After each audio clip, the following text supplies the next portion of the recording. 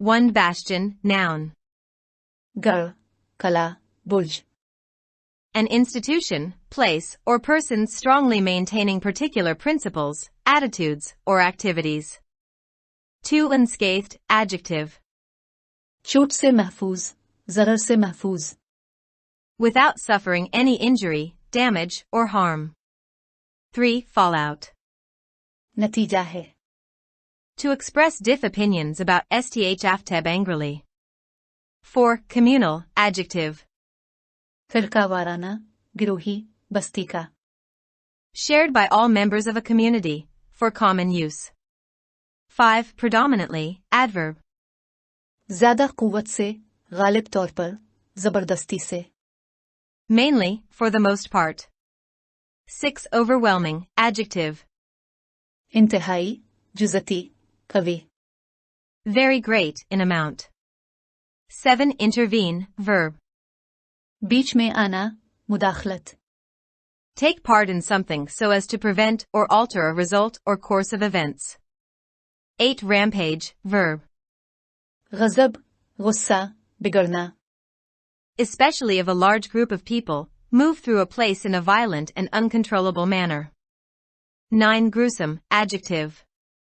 भयानक, खौफनाक, डराना. Causing repulsion or horror, grisly. 10 clout, noun. साफी, मुक्का, असर, पेबंद. A heavy blow with the hand or a hard object. 11 subdued, adjective. कुचलना, ज़ेर करना, दबाना, महदूद रखना. Of a person or their manner, quiet and rather reflective or depressed. 12 resilience, noun. उभरने की कुव्वत, लचक. The ability of a substance or object to spring back into shape, elasticity. 13 exodus, noun. कोच, रहलत. A mass departure of people. 14 frenzy, noun. दीवानापन, खपती, गुस्सा, मजनून. A state or period of uncontrolled excitement or wild behavior. 15 ghastly, adjective. भयानक, खौफनाक, डराना. Causing great horror or fear. 16 rogue, noun. बददियानत शख्स, मक्कार, बदमाश. A dishonest or unprincipled man. 17 concede, verb.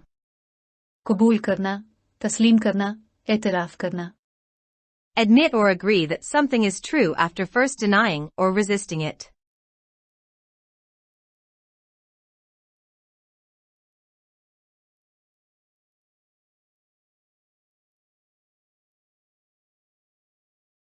The storm in India over a carefully researched and crafted BBC documentary had barely begun to die down when the international broadcaster's offices in Delhi and Mumbai were raided by tax authorities.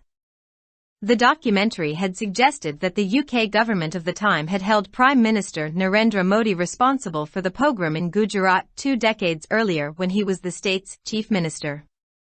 The events before and after this episode are an illustration of how India, once the bastion of democracy and free debate, has now clamped down on all information challenging the Hindu nationalist BJP's preeminence or threatening its reputation in any way.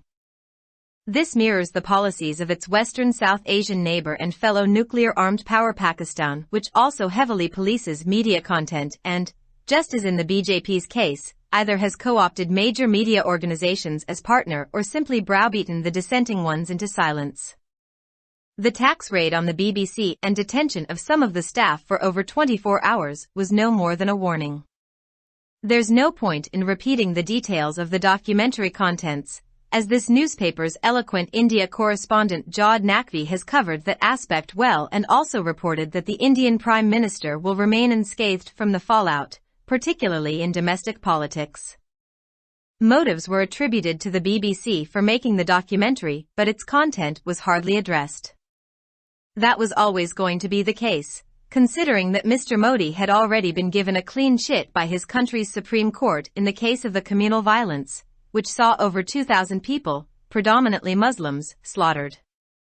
This was so, despite overwhelming evidence to suggest that at best he told the police not to intervene as violent Hindu mobs went on the rampage and killed, raped, burned and plundered in Muslim neighborhoods. This was not innocent dithering. Some observers believe it was a pogrom that accelerated Mr. Modi's journey to the top office in the country. A military commander was later to say in his book that his troops were poised to step in to restore order but waited endlessly to be asked by the state government. The BBC documentary not only talked to eyewitnesses and those affected, including some who lost family members to the mind-numbing mass murder, but also secured access to official reports sent to the Foreign and Commonwealth Office in London, headed by then Labour Foreign Secretary Jack Straw, by the British mission in Delhi, detailing the gruesome event and the role played by the state authorities.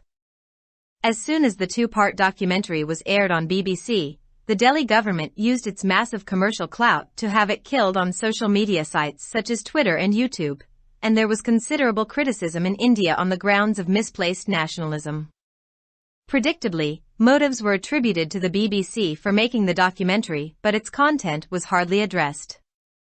The BJP and its corporate backers, who control the billions worth of advertising, have either co-opted or subdued the bulk of the Indian media organizations, including some established ones that represented better journalism in the past. Now they aren't a shadow of their former selves. Of course, notable exceptions are there, and one can only salute their resilience and commitment to independent journalism and their desire to see their country represent pluralistic values rather than one dominant strain.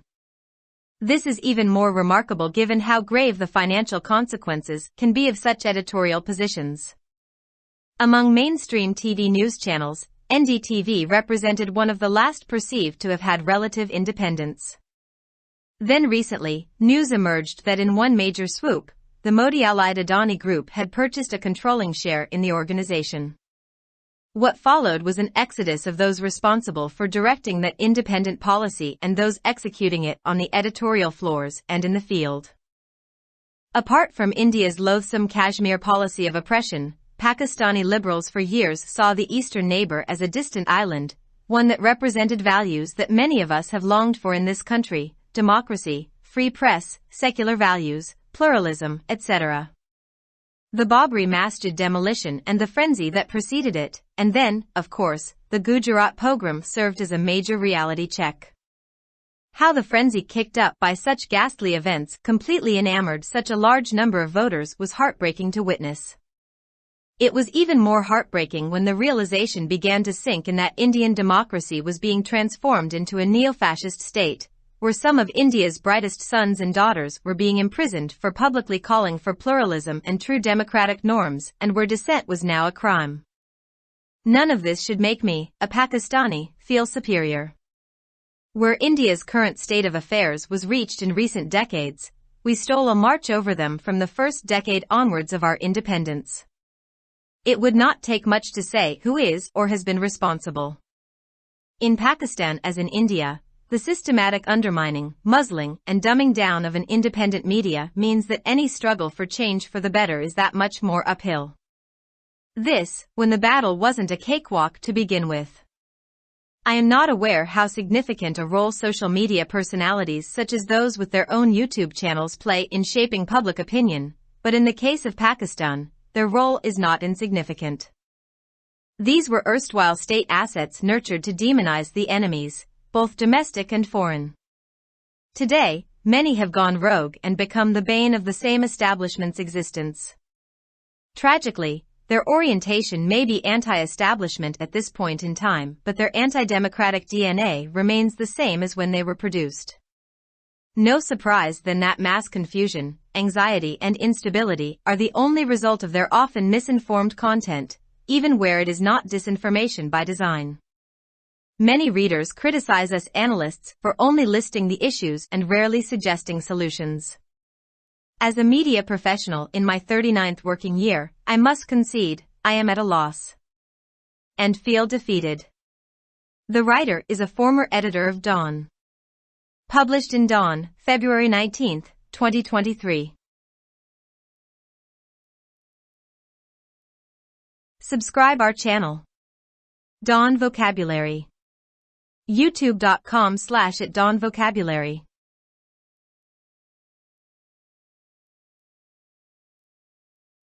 Bharat में BBC की एक दस्तावेजी film पर आने वाला तूफान बमुश्किल खत्म होना शुरू हुआ था जब टैक्स हुक्काम ने दिल्ली और मुंबई में बैन अल-अक़वामी नशरियाती इदारे के दफातर पर छापे मारे।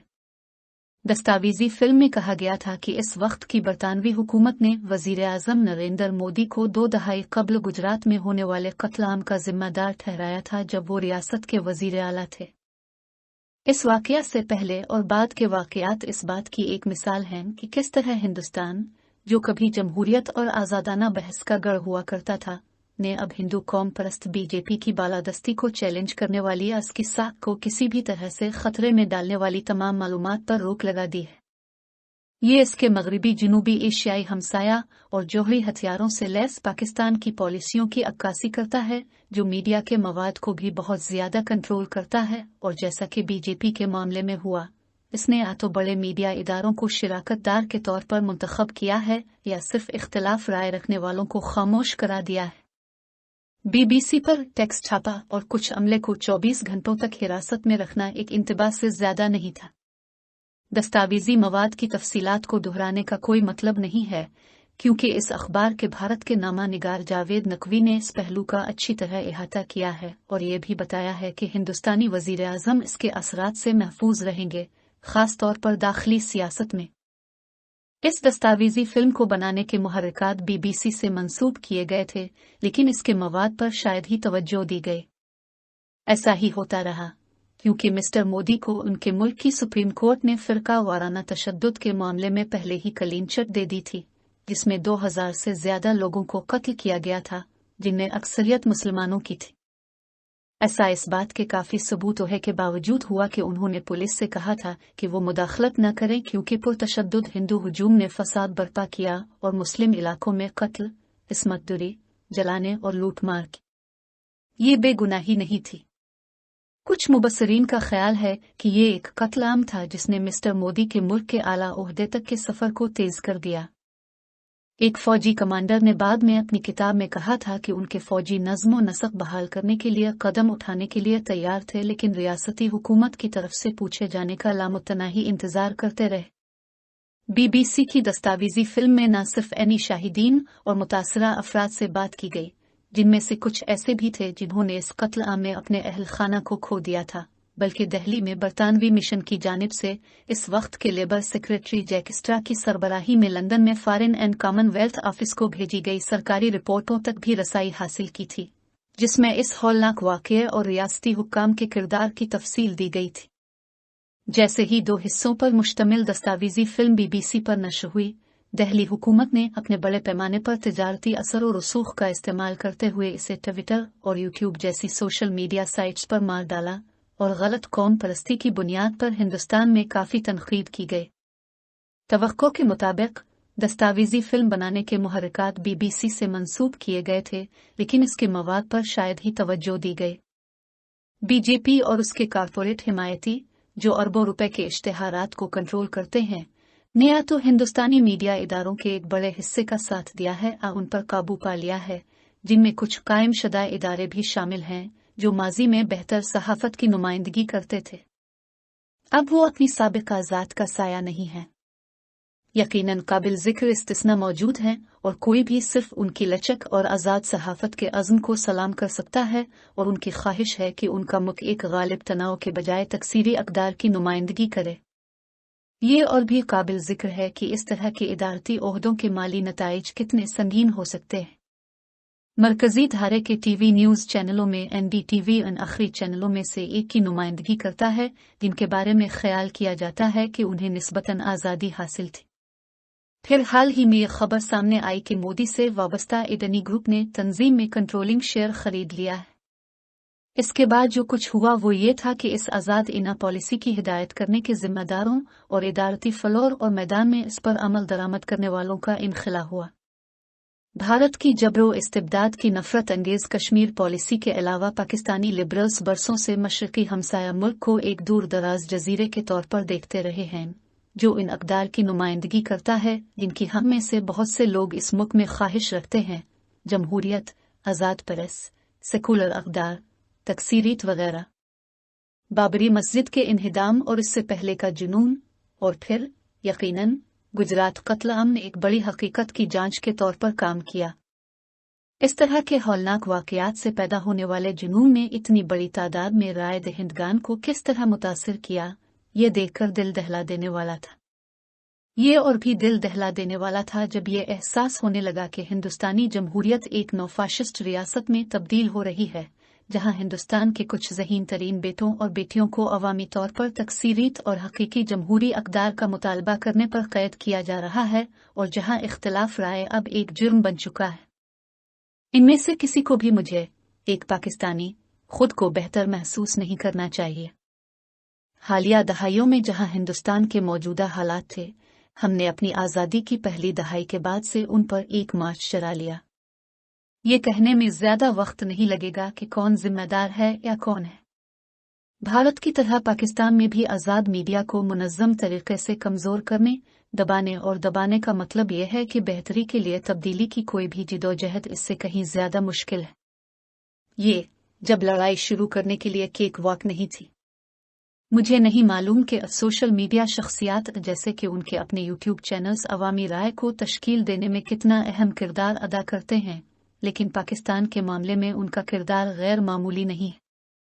ये साबिका रियासती असासे थे जिनकी परवरिश मुल्की और गैर मुल्की दोनों तरह के दुश्मनों को बदनाम करने के लिए की जाती थी। आज बहुत से लोग बदमाश हो गए हैं और इस इस्टेब्लिशमेंट के वजूद की लानत बन चुके हैं। अफसोस की बात यह है कि इस वक्त उनका रुझान इस्टेब्लिशमेंट मुखालिफ हो सकता है, लेकिन उनका जमहूरियत मुखालिफ DNA वैसा ही है जैसा कि वो पैदा हुए थे। इसमें कोई ताज्जुब की बात नहीं है कि बड़े पैमाने पर उलझन, इस्तिराब और अदम इस्तेहकाम उनके अक्सर गलत मालूमात वाले मवाद का वाहिद नतीजा है, यहाँ तक कि जहाँ ये डिज़ाइन के ज़रिया गलत मालूमात नहीं है।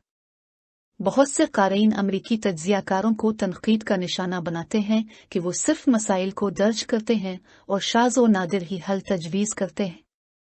अपने 39 वर्किंग ईयर में एक मीडिया प्रोफेशनल की हैसियत से मुझे ये तस्लीम करना होगा कि मैं नुकसान में हूँ और शिकस्त महसूस करें। मज़मून निगारदान के साबिक़ एडिटर हैं। अख़ज़ शदा बतारीख़ 19 फरवरी 2023। For more videos, subscribe our channel. Dawn Vocabulary. YouTube.com/@dawnvocabulary. Like, subscribe, share and comments.